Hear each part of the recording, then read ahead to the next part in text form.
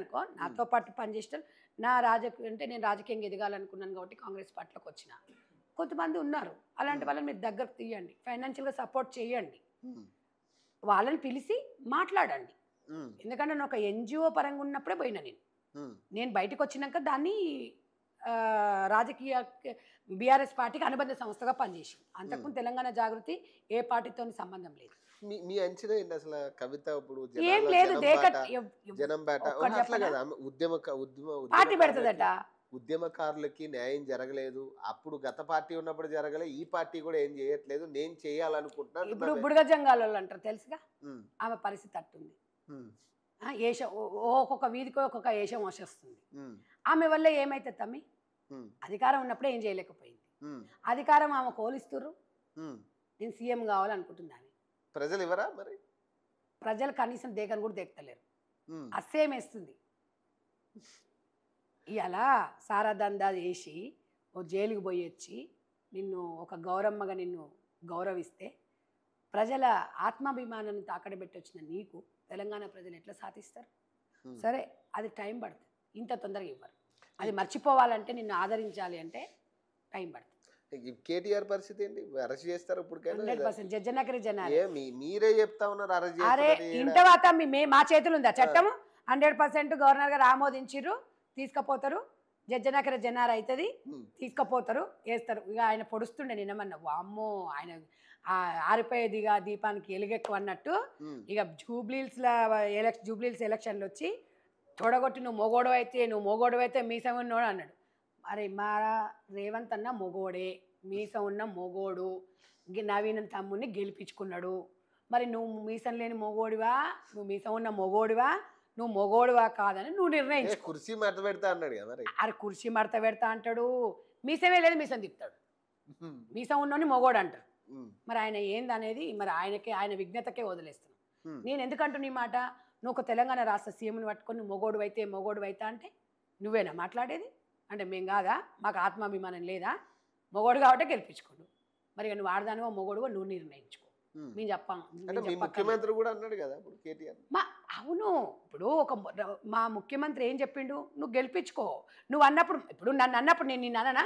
అంటే నా అయ్యో నేను అంటే చేతులు ముడుచుకొని కూర్చోవాలా? ఎందుకు కూర్చోవాలి? మేమేం అవినీతి చేసినాం, మేమేం ఫ్రాడ్ చేసినాం, ఏం చీటింగ్ చేసినాం? తెలంగాణ రాష్ట్రంలో పందికొక్కల 10 ఏళ్ళు దోసుకున్నాను, మీకు సిగ్గు లేదు, మీకు లజ్జలు లేవు. మేము 2 ఏళ్ళు అయింది అధికారంలోకి వచ్చి, మాకెందుకు ఉండాలండి? మేము చేసేది మేము చేస్తూనే ఉన్నాం. ప్రజలు మమ్మల్ని అర్థం చేసుకున్నారు. ఇలా జూబ్లీహిల్స్ ఎలక్షన్లో ఓడిపోయినప్పుడు ఒక మాట మాట్లాడతారు, గెలిచినప్పుడు ఒక మాట మాట్లాడతారు. రాజకీయ సన్యాసం ఇప్పుడు రాజకీయ సన్యాసం అంటాడు, ఓఎమ ఇప్పుడు రిగ్గింగ్ అంటాడు, మేమే గెలిచినాం అంటాడు. అంతకుముందేమో నిన్ను డిపాజిట్ కూడా రాకుండా చేస్తాము, కేల్కత వంద అన్నాడు. ఒక్క బీఆర్ఎస్ నుంచి ఒక్క మహిళను రమ్మని మాట్లాడదాం, పిలుజర్రా. బాపు చేసిన ఏడా బాపు, యాడా బాపు. ఇంక ఈమె మన అభ్యర్థి, నేను ఆడామను సెంటిమెంట్ అంటది. ఎన్నికలు నిలబడే ఆడమగ ఉండదుగా. నువ్వు ఎన్నికల ఎమ్మెల్యేకు నిలబడ్డప్పుడు ఆడేంది మోగైంది? ఇప్పుడు రిగ్గింగ్ చేసినావు అని నువ్వు ఇచ్చిన నరంలేని నాలుగు మాటలు అన్నట్టు నువ్వు ఇదేదో సానుభూతి కోసం వేయడం. అంతకుముందేమో కనీసం నోరు కూడా తెరవలే. ఓడిపోయేటప్పుడు 10 మందిని వేసుకొని ఒక క్యాండిడేట్ అభ్యర్థి మీదకి పోతే అంటే మీరు రండి రా మా ఇంటికి, రండి తన్నండి అని అంటారు ఎవడన్నా. మీరు మా ఇంటికి వస్తే మేము కూడా అంతాం. వచ్చింది మీరు, మేము ఇంటికి రాలే, తన్నించుకోనిక మీరు వచ్చారు. అక్కడ ఓడిపోతున్నాను తెలిసిపోయింది. ఎప్పుడైనా ప్రత్యక్ష రాజకీయాలలో తమ్మి ఇండివిజువల్గా ఇవాళ నేను ఒక సింగిల్గా, ఒక స్పోక్స్ పర్సన్గా, ఒక అధికార ప్రతినిధి నుంచి వాళ్ళ జనరల్ సెక్రటరీ ఒక తెలంగాణ ప్రజలకు ఏదైనా చేయగలుగుతామనే నమ్మకం ప్రజలకు కలిగించాలి. భర్త పేరు చెప్పుకోను, అయ్య పేరు చెప్పుకోను రాజకీయాలకు వస్తే గిట్నే సంకనాకిపోతాం. కానీ ఇప్పటికీ కూడా మీ మీద అదే ఆరోపణ, ఫేక్ ఓటర్ ఐడీస్ క్రియేట్ చేసి మీరు గెలిచిర్రు అనేది కదా. అంటే మరి మీరు కూడా గతంలో ఉప ఎన్నికలలో ఉన్నారు, మరి మీరు కూడా అట్లే గెలిచిరా చెప్పుర్రి. ఇదే మునుగోడు ఎలక్షన్లో ఇదే కేసీఆర్ గారు ఒక మాట అన్నాడు, మేము అధికారంలో ఉన్నాం, పాలిచ్చే ఆవులం మేము, గడ్డి తినే దున్నపోతులు కాంగ్రెస్ అన్నారు. మరి ఆ దున్నపోతులు మీరే కదా, ఇప్పుడు మీరే కదా అధికారంలో లేరు. మేము పాలిచ్చే ఆవును ప్రజలు కోరుకున్నారు, మూసుకొని కూర్చోండి, మీకు అంత సినిమా లేదు. ఇక కేసీఆర్ ఎందుకు రాలేదు అసలు? రాడు కేసీఆర్, పాపం పండింది. ఈ ఇద్దరు పిల్లలు గిట్ట బతుకున్నప్పుడే పిండం పెడుతురు. అదంతా ఇంతకైనా దుర్మార్గం ఇంకోటి ఉండదు. ఓడిపోయింది ఒక పాపం అయితే, ఓడిపోయిన ఒక బాధ అయితే, బతుకున్నప్పుడే బిడ్డో దిక్కు కొడుకో దిక్కు ఈ కార్ రేస్లో పోతాడు ఎట్లా పోతాడు? అట్లా కదా ఇప్పుడు ఈ కార్ రేస్కి ఆయన చెప్తా ఉన్నాడు, ఇక్కడ ఏం జరగలే, ఇంత నష్టం రాలేదు, ఇంకా లాభం తీసుకొచ్చినాం మేము అని చెప్తా ఉన్నాడు. సరే తమ్మి, నిజ నిజానాలు అనేది కోర్టు చూసుకుంటుంది. 44 కోట్లు నీ అకౌంట్లకు ఎట్లా వచ్చినాయి? ఈ అకౌంట్ల నుంచి ఈ అకౌంట్లకు తారుమారని అంటే ఒక ప్రజల సొమ్ముని మంత్రివర్గ ఆమోదం లేకుండా ఒక 2 కోట్ల పైచిలకు పంపించడానికి అవకాశం ఉండదు. 44 కోట్లు ఎట్లా పంపించరు అనేది అక్కడ నిరూపించాలి. మీరు మేము దొంగ మేము అంటలేము, మీ మీద ఆరోపణ వచ్చి నిరూపించుకోండి. దానికి కేటీ రామారావు దానికి రేవంత్ అన్నకి ఏం సంబంధం? అంటే ఆయన సీఎంగా ఉంటే ఇప్పుడు ఆయన కక్ష తీర్చుకుంటుండనా? కక్ష రాజకీయాలు మీకు. ఇవాళ ఒకటి మా రేవంత్ అన్న ఒకటే చెప్తున్నాడు, కేసీఆర్ గారు క్రియాశీలకంగా రాజకీయంగా లేడు, నేనేమనను అన్నాడు. అన్నాడా అనలేదా? ఆయన విమర్శించాడు. ఆయన కక్షలు కుతంత్రాలు ఉండవు, ఏది ఉంటుందే పాలమూలలో మనసులో ఏది ఉంటుందే మాట్లాడతాం అంతే తప్ప వీళ్ళలాగా అయ్య పేరు అమ్మ పేరు చెప్పుకొని మాట్లాడితే rowdy Naveen rowdy, Congress party రౌడీలను తోక కట్ చేసి పంపించారుగా. ఇంకొకటి బ్రోకరు రౌడీ అన్నాడు. అసలు బ్రోకర్ ఎవడు? కేసీఆర్ పాస్పోర్ట్ల బ్రోకర్ కొడుకు ఏమవుతాడు? ఇలా తెలంగాణ ప్రజలు అడుగుతారు. ఇప్పుడు కేటీఆర్ బ్రోకర్ అంటారా? 100%.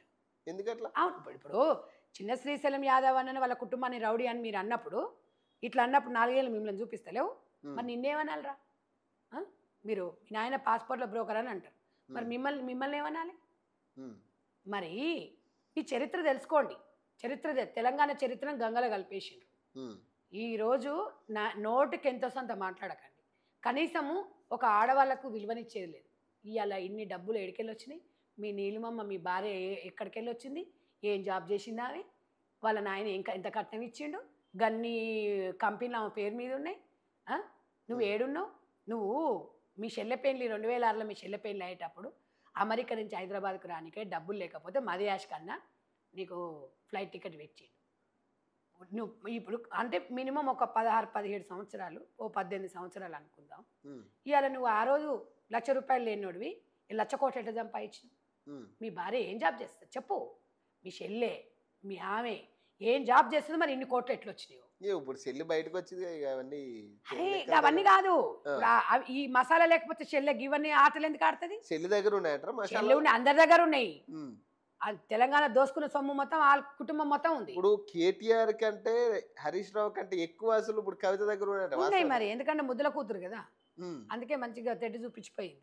ఫైనల్ ఏం చెప్తారు మరి? ఒక్కటే చెప్తున్నా తమ్మి, కర్మ ఈజ్ కమ్మింగ్. కర్మ ఎవరిని వదిలిపెట్టదు. 100% స్టార్ట్ అయ్యింది. ఎగిసెగిసి పడొద్దు. అధికారం శాశ్వతం కాదు. ఇవాళ 100% కేసీఆర్ పతనానికి కారణము కవిత, కేటీ రామారావే. మనశ్శాంతి లేకుండా అయింది. ఓడిపోవడం సహజం, కానీ మనశ్శాంతి అనేది కుటుంబ సభ్యులతోనే వస్తుంది. ఆ కుటుంబ సభ్యులే కన్న తండ్రి బతుకున్నప్పుడే మీరు ఆయనకు ఒక పిండం పెట్టే రోజు వస్తుందని కళలో కూడా ఊహించుకోకుండొచ్చు. అధికారం డబ్బు, ఆ డబ్బు అనేది జబ్బు. ఆ డబ్బు మదం వదలాలంటే ఆల్రెడీ అధికారాన్ని దించేసారు. ఈ మైకంలో నుంచి మీరు బయటపడాలని తెలంగాణ మొత్తం ఏకం కావాలి, మీ కుటుంబాన్ని తరిమి కొట్టాలి. రైట్.